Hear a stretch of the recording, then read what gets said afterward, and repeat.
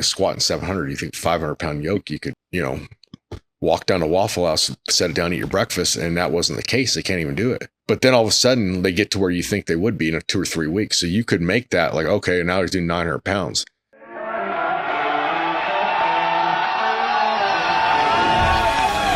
time to sit down, keep it real, and cut the bullshit. Welcome to Table Talk. It's just because there's motor control and you just hadn't done that, maybe unless they do like 1,000 push-ups and weigh 300 pounds a day or something. But I've never seen that before. But people can come in and do a lot on the yoke if they're strong right off the bat. But then you think you can improve a lot. So I've had people where, I first started doing this, like particularly people that hadn't done as much strongman training, overestimate where they'd be. Okay, if you start them squatting 700, you think 500-pound yoke, you could, walk down to Waffle House, set it down, eat your breakfast. And that wasn't the case. They can't even do it.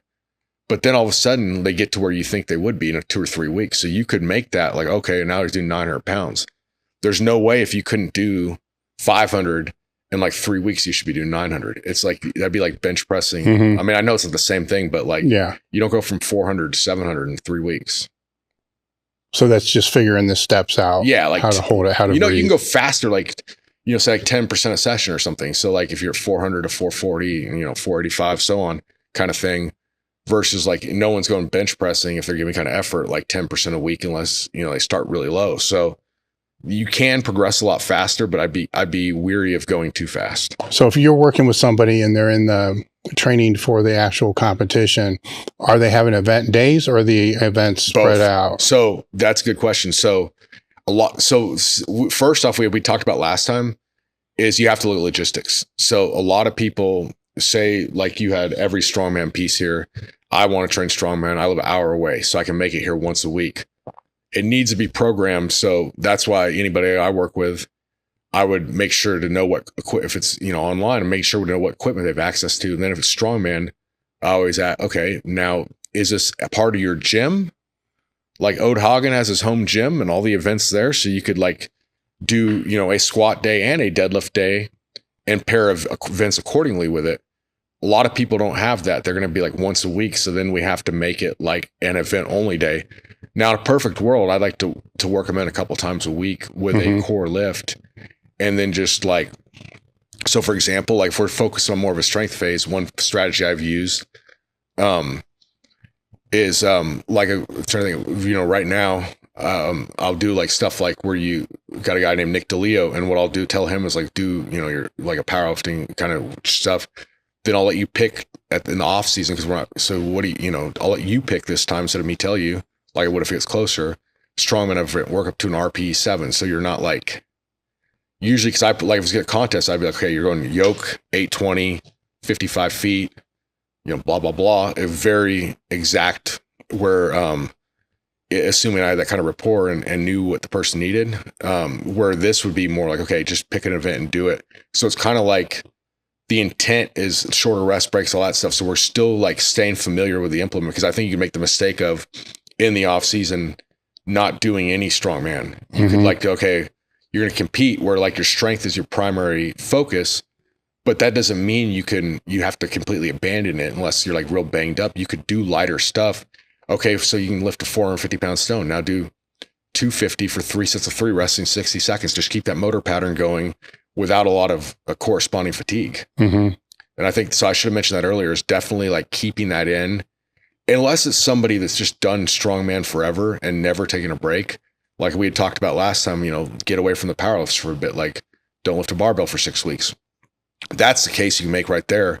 But a lot of people are kind of getting into strongman. So you don't want to be like, okay, you've done this for, you jumped into a contest 10 weeks ago and never touched an implement, and then now we're going to tell you 6 months off from that. That ain't going to cut the mustard. So you have to look at it case by case.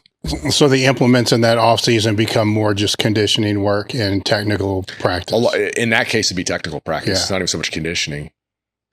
Yeah, I think that it's transfers a lot of stuff. So you look at like another client I have, Harry Walker. He's on Instagram. He's like a Green Beret, and he's been winning like national level shows. But I see huge transference too, assuming you kind of follow the safety guidelines we laid out earlier, just because I do think there'd be a higher injury risk if you go ape shit, for lack of a better term. Well, I'm just looking at it from building the technical efficiency, during that, because there's many more reps that can be completed during that time period, because the load isn't messing with your head, so the heavier the load goes, the mind has to shift a little bit. And I think there's the value also is doing this for, I think the people started to know me more for this kind of stuff initially, was doing it more for, not so much for strongman, but like for sports, for whatever the hell you call it, general fitness kind of thing. I don't know what the term would be, general pop, whatever they call it nowadays, but that kind of thing is where, like, at Kennedale, that's what we did a lot of, was like that strongman stuff too. And it, I think that was the first article I did for you guys, was strongman training for football. So, and I know other people have done it too, like Joe DeFranco and other people, but I think that's sort of like not so much early on. Then it evolved into, okay, now you're actually working with strongman kind of thing. But initially it started off more, I first got introduced to it, or not introduced. I remember in high school, I went to our coaches and said, why don't we start, I was watching World's Strongest Man, this stuff would transfer over, and they thought I was nuts. So like, like, we'll look into it kind of thing, like brush me off. We go to a family vacation when I'm like 18 to UNLV. And so I just went there to like work. I got to work out there, and it wasn't in the strength conditioning center though. It was doing sprints out in the track. Then I saw, I don't remember what parents were doing. They said, we were all together, but I was by myself there. And then I remember I saw like the strength and conditioning offices. I knew Mark Philippi was there. So I just figured, I'm kind of big. I could probably pass for a college kid. So I just walked in and talked to him a bit, and he had all the strongman stuff there. So I think he kind of like probably really was the first one, because I hadn't done it at that. I wasn't really working. I was in high school, but I thought of that. Then I saw him doing it. So I think he probably should get more credit, because I think he's the one that, I just don't think he's like out there probably on, I don't even had social media then, but he's not really like a big time in that kind of stuff. But I think he kind of pioneered that. I think you're right. Thinking back, because it was orchestrated into the full program. Yeah. Yeah, no, it definitely was. And obviously he knows what he's doing, because he was high level in powerlifting too. Then he switched over, and then, he really hasn't got the credit he should have, but he was like, this is the late 90s, and he was, had strongman stuff there everywhere. And I asked him, and a lot of it was for him, but he was actually doing it with athletes there. Well, that's how it always kind of works, right? Yeah. So they want to set it up for their own training, but then how can it help everything else? That's where some of the greatest innovations, I think, come from, is in those cases, because he's not just going to have them do what he does. No, he's right, because they're not that skill level. So he's not stupid, but he's going to think about how this can be implemented throughout the off season, preseason, or where. Well, yeah, and talking to him, it wasn't like he was, like, oh yeah, if there were world's strongest man competitors, we'd win every game. It wasn't like stupid like that. It was just like, okay, this is a little supplementary kind of thing. How about people that would train in a commercial gym that want to get into the strongman? Yeah, so I would say this. I think so. If you want to be the best you can be, if someone tells you they got the commercial gym strongman program and this will get you ready, they're lying for you. They're trying to sell something. So it's not as good with the precursor as actually having the events. However, you can still get a lot of the benefit from it. So there's all sorts of stuff you could do. You could do, anything grip related. So like any kind of overhand deadlift hold is going to have some kind of transference. You can have your crucifix holds. You can, most gyms, even 24 Hour Fitness and LA Fitness have trap bars. So do you think do most gyms have them now? I would say so. Yeah, you can. And honestly, I don't know what the rules are there or anything, but I've done it enough places and no one seems to really, it used to be like, 20 years ago, if you brought chalk in or deadlifted, they go crazy. People, I don't know if they don't care less in general about anything nowadays, but they don't seem to care. So you can do your strongman stuff with that. Just don't be an idiot and do it right in the floor and be a jerk. Just kind of go from the side, find you 50 feet or so and do it right there. And you're not gonna have any problems. You could do, Zercher carries, Zercher squats. You could do, if you have like those spud strap kind of things, you could do stuff with that, cause they even have the ones you could do. Do you guys have any of those ones that like you can carry those kind of like loadable? Yeah. Yeah. I don't know what those are called, but You can do like almost mimic truck pulls on cables. You know, anything with like triple extensions, like trap bar in, trap bar jumps, med ball throws. You know, a lot of gyms have sleds. You can do backward sledge drams. You could, you know, make a makeshift Viking press in the squat rack. You know, I don't know if they'll go for that as much, but you could. I mean, the possibilities are like totally endless of what you can do. I mean, if you see something, you semi mimic it. You know, because strongman is not powerlifting. They're like having a little weirdness to it.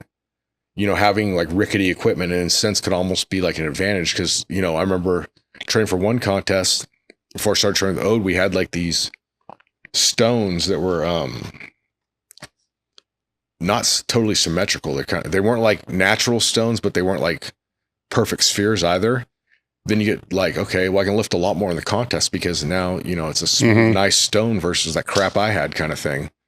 So we're like, you know, powerlifting, you know, some of the newer like deadlift bars and stuff, if you didn't practice on that, you know, Derek Thistleweight almost, you know, tore his hamstring almost because he springed up so fast on a deadlift, you know, with one of the newer bars. So that, you know, that's more specificity, but here you could get like, it's almost like it can aid you a little bit more. Yeah, there's my advice there would be there's always a way, because I know of many professional strongmen that say they travel or go on vacation and they feel like they have to train and they end up in a commercial gym. They always find things they can do.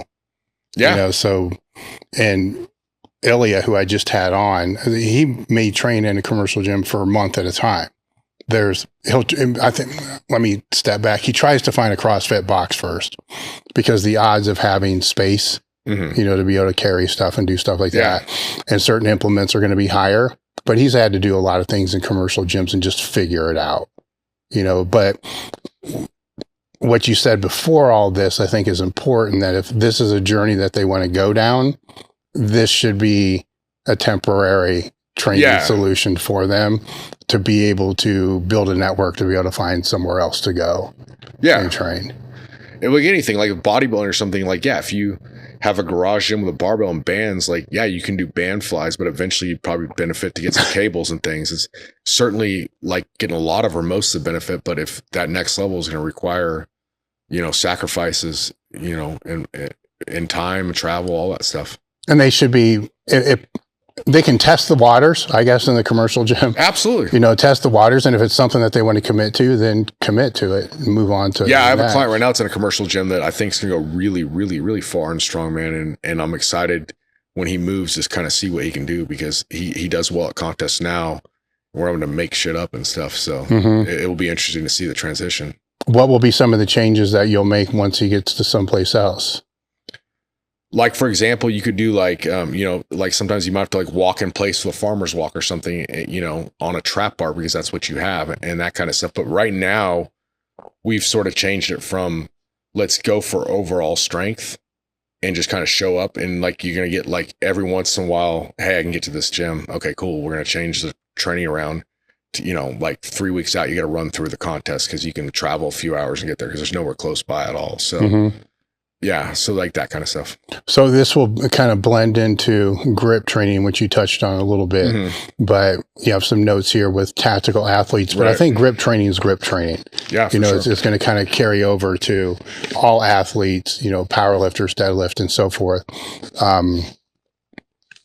Your first note was, you know, just pick things up. I mean, with that kind of knowledge right there, that's why you had me on, right? Just pick stuff up. But I mean, for tactical athletes in specific, I think there's a lot of you know, benefits just picking things up. You know, like they have to do pull-ups, even marksmanship of handling the weapons. You know, rappelling and fast roping. How so with the marksmanship?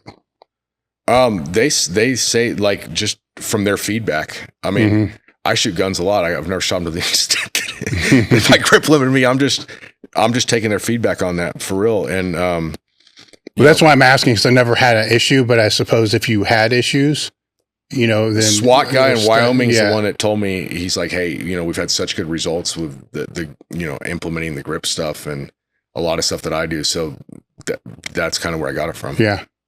And then grip endurance, if we just carrying things, you know, hand-to-hand combat, you know, even like medical emergency, if you carry a stretcher or something like that, any kind of climbing over any kind of rope or anything. But I think the way, you know, you can do like easy ways to do grip training are, you know, traditional lifts with tweaks. So like instead of a regular curl, do a Zotman curl where you come down, you don't have to hold the dumbbell. You could throw fat grips on what you're doing. You could do, you know, even like your deadlifts, do some of them, you know, if you use an over-under grip, just, you know, do some with an overhand grip.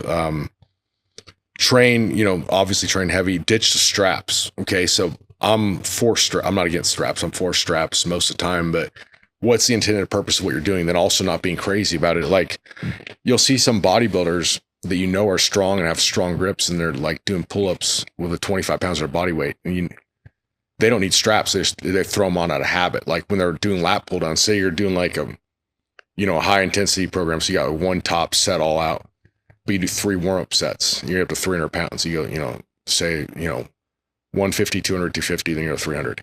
Why do you need straps to get onto 300? You could like, you're going to get something out of that. So unless you're training for actual grip contest, the things you can do without them that aren't going to fatigue and hinder the workout, do without them. Mm-hmm. You know, it doesn't need to, unless it's the purpose of grip, but why not do that stuff without them and get something out of it? You're going to get something out of it. Just how, you know, if you train at 75% or 50% of what you could do, you're probably still going to look better and perform better than somebody that trained at all. So you got to look at it like that. Like you're not going full in, but you get something out of it for no investment basically. We're kind of on the same page there because I'm not anti-strap, but I've really never used them my entire life.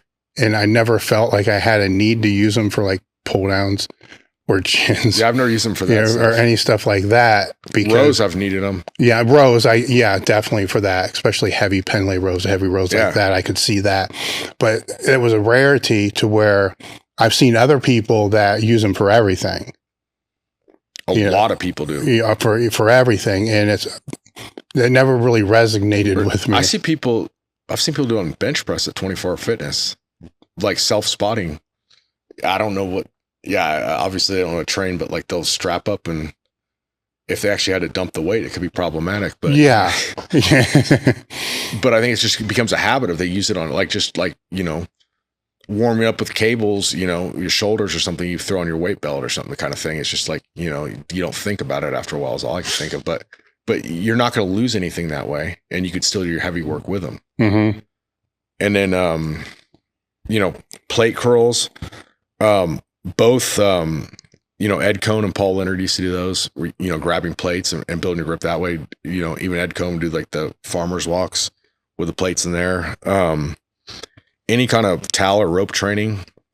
And then I think the key is a little bit goes a long way. So unless you're trying to be like the best gripper in the world, this is not all you need to do. It's like neck training. Like if you're trying to like have the strongest, biggest neck in the world, like, yeah, getting a 10-pound plate and doing some extensions at the end of your workout for a set of 20 is probably not going to get you there. But if you want to like have a strong enough neck to, you know, be more likely survive a collision or something, it's definitely gonna do the job there. Mm-hmm. Well, the neck training too is easy. You know, that's one of those things that can be done every training. I got an attachment for my rack down there. Yeah. It's not that freaking hard to do a couple sets in between other things. And if you've ever done it, you can lay on a bench and just do, you know, go like this with your head, and you're gonna feel it after 15 reps if you've done it before. And what's it going to hurt? Right. So for the power lifter perspective, I think it helps them keep their thoracic spine, you know, in a better position for sure, instead of being fatigued, you know, and learning how to actually drive back instead of, you know, looking at the ceiling like an idiot. With the grip training though, where would you put things like, rice, you know, digging in rice, you know, cause Louis we'd have rice, sand, and steel shot. You know, that was, and it wasn't so much about the in, but also out, you know, so forcing it out.